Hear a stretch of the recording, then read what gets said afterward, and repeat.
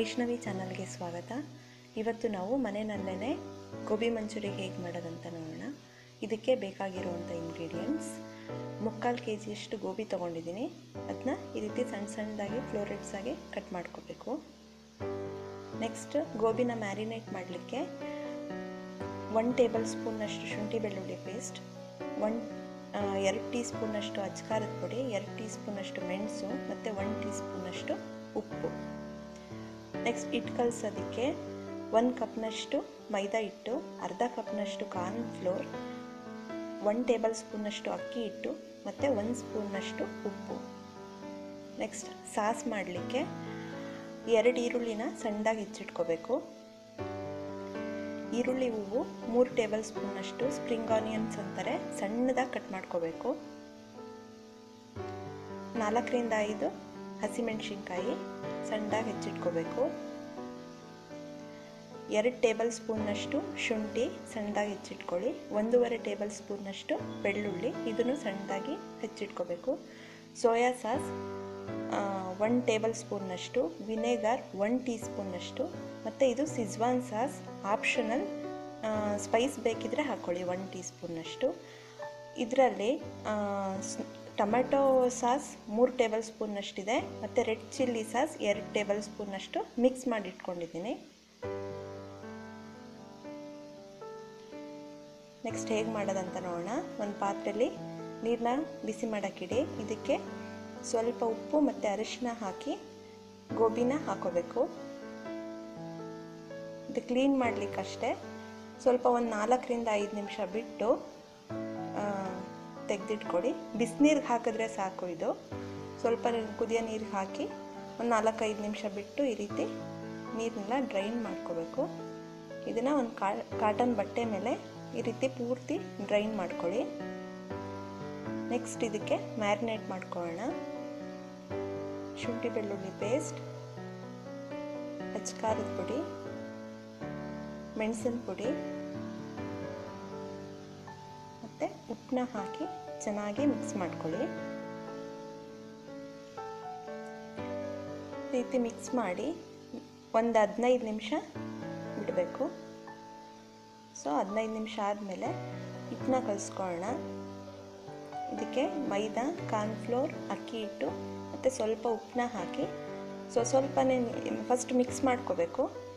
Mix ಮಾಡಾದಮೇಲೆ ಸ್ವಲ್ಪನೇ ನೀರು ಹಾಕಿ ಕಲಿಸ್ಕೊಳ್ಳಿ.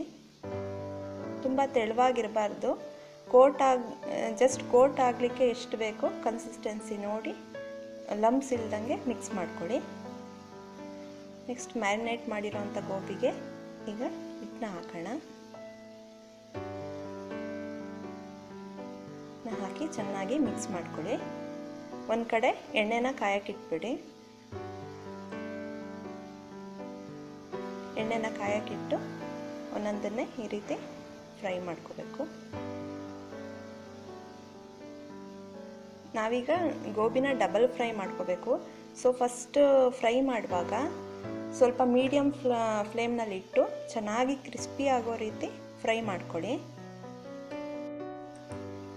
ಈ ರೀತಿ ಚೆನ್ನಾಗಿ ಕ್ರಿಸ್ಪಿ ಆದಮೇಲೆ ತೆಗೆದಿಟ್ಕೊಳ್ಳಿ.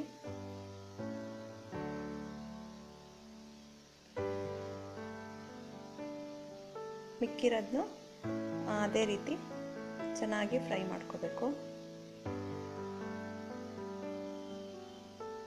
ಈ ರೀತಿ ಚೆನ್ನಾಗಿ ಕ್ರಿಸ್ಪಿ ಆಗೋ ರೀತಿ ಫ್ರೈ ಮಾಡಿ ತೆಗೆದಿಟ್ಕೊಳ್ಳಿ.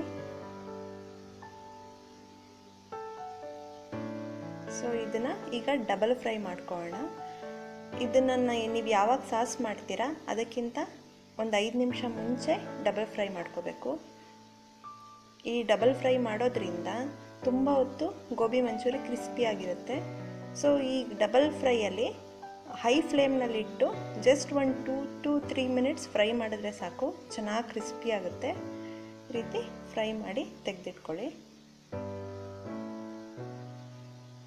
ಫಸ್ಟ್ ಮಾಡುವಾಗ ಮೀಡಿಯಮ್ ಫ್ಲೇಮ್ನಲ್ಲಿಟ್ಟು ಫ್ರೈ ಮಾಡ್ಕೊಳ್ಳಿ. ಸೆಕೆಂಡ್ ಟೈಮ್ ಫ್ರೈ ಮಾಡುವಾಗ ಹೈ ಫ್ಲೇಮ್ನಲ್ಲಿ ಇಟ್ಟು ಮಾಡ್ಕೊಳ್ಳಿ. ನೆಕ್ಸ್ಟ್ ಸಾಸ್ ಮಾಡಲಿಕ್ಕೆ 1-2 ಸ್ಪೂನಷ್ಟು ಎಣ್ಣೆ ಹಾಕಿ ಈರುಳ್ಳಿ ಹಾಕೋಣ. ಈರುಳ್ಳಿನ ಸ್ವಲ್ಪ ಜಸ್ಟ್ ಫ್ರೈ ಮಾಡಿ ಇದಕ್ಕೆ ಬೆಳ್ಳುಳ್ಳಿ, ಶುಂಠಿ ಹಸಿಮೆಣಸಿನ್ಕಾಯಿನ ಹಾಕಿ ಸ್ವಲ್ಪ ಫ್ರೈ ಮಾಡ್ಕೋಬೇಕು. ಸಾಸ್ ಮಾಡುವಾಗ ಹೈ ಫ್ಲೇಮ್ನಲ್ಲೇ ಇಟ್ಟು ಮಾಡಬೇಕು.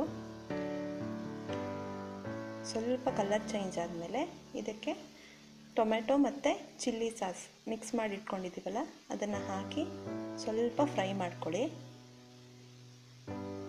ಇದಕ್ಕೆ ಸೋಯಾ ಸಾಸ್, ವಿನೆಗರ್ ಮತ್ತು ಸಿಜ್ವಾನ್ ಸಾಸ್ನ ಹಾಕ್ಕೊಳ್ಳಿ. ವಿನೆಗರ್ ಸ್ವಲ್ಪ ಹಾಕಿದ್ರೆ ಸಾಕು. ಇದಕ್ಕೆ ಚೂರು ಉಪ್ಪು ಹಾಕಿ, ಸಾಸಲ್ಲೂ ಉಪ್ಪಿರುತ್ತೆ, ಸ್ವಲ್ಪ ಉಪ್ಪು ಹಾಕಿ ತಿಕ್ಕಾಗೋವರೆಗೂ ಚೆನ್ನಾಗಿ ಹೈ ಫ್ಲೇಮ್ನಲ್ಲೇ ಈ ರೀತಿ ಸ್ಟಿರ್ ಮಾಡ್ತಾ ಇರಬೇಕು. ಚೆನ್ನಾಗಿ ಈ ರೀತಿ ಬಿಡುತ್ತೆ, ತಿಕ್ಕಾಗುತ್ತೆ. ತಿಕ್ಕಾದಾಗ ಸ್ಪ್ರಿಂಗ್ ಆನಿಯನ್ಸ್ನ ಹಾಕ್ಕೊಳ್ಳಿ. ಸ್ವಲ್ಪ 1-2 ಟೇಬಲ್ ಸ್ಪೂನ್ನಷ್ಟು ಹಾಕಿ ಕಲಸಿ. ಫಾಸ್ಟಾಗಿ ಮಾಡಬೇಕು, ಹೈ ಫ್ಲೇಮ್ನಲ್ಲೇ. ಸೊ ಈಗ ಗೋಬಿ ಹಾಕ್ಕೊಳ್ಳಿ. ಇದನ್ನು ತುಂಬ ಹೊತ್ತು ಗ್ಯಾಸ್ ಮೇಲೆ ಇಡೋ ಹಾಗಿಲ್ಲ, ಜಸ್ಟ್ ಒಂದು 30 ಸೆಕೆಂಡ್ಸ್ ಅಷ್ಟು ಎಲ್ಲ ಮಿಕ್ಸ್ ಮಾಡಿ ಗ್ಯಾಸ್ ಆಫ್ ಮಾಡಿ ಸರ್ವ್ ಮಾಡಿಬಿಡಿ. ಸೊ ಜಾಸ್ತಿ ಹೊತ್ತು ಬಿಟ್ಟಷ್ಟು ಸಾಫ್ಟ್ ಆಗುತ್ತೆ ಗೋಬಿ. ಎಲ್ಲದನ್ನೂ ಬೇಗ ಮಿಕ್ಸ್ ಮಾಡಿ ಗ್ಯಾಸ್ ಆಫ್ ಮಾಡಿ ಸರ್ವ್ ಮಾಡಿ. ಸೊ ಗೋಬಿ ಇವಾಗ ರೆಡಿಯಾಗಿದೆ, ಸರ್ವ್ ಮಾಡೋಣ. ಕ್ರಿಸ್ಪಿಯಾಗಿರೋ ಗೋಬಿ ತುಂಬ ಚೆನ್ನಾಗಿರುತ್ತೆ. ಮೇಲೆ ಸ್ವಲ್ಪ ಸ್ಪ್ರಿಂಗ್ ಆನಿಯನ್ಸಲ್ಲಿ ಗಾರ್ನಿಷ್ ಮಾಡ್ಕೊಳ್ಳಿ. ನೋಡಿದ್ರಲ್ಲ ಗೋಬಿ ಮಂಚೂರಿನ ಮನೆಯಲ್ಲೇ ಹೇಗೆ ಮಾಡೋದಂತ. ನಿಮಗೂ ಈ ರೆಸಿಪಿ ಇಷ್ಟ ಆದರೆ ಲೈಕ್ ಮಾಡಿ, ಶೇರ್ ಮಾಡಿ. ನೀವು ಮನೆಯಲ್ಲಿ ಟ್ರೈ ಮಾಡಿ ಹೇಗಾಯ್ತಂತ ಕಮೆಂಟ್ಸ್ ಮೂಲಕ ನಮಗೆ ತಿಳಿಸಿ. ಮತ್ತಷ್ಟು ಈಸಿ ರೆಸಿಪೀಸ್ಗಾಗಿ ವೈಷ್ಣವಿ ಚಾನಲ್ಗೆ ಸಬ್ಸ್ಕ್ರೈಬ್ ಆಗೋದು ಮರಿಬೇಡಿ. Thank you.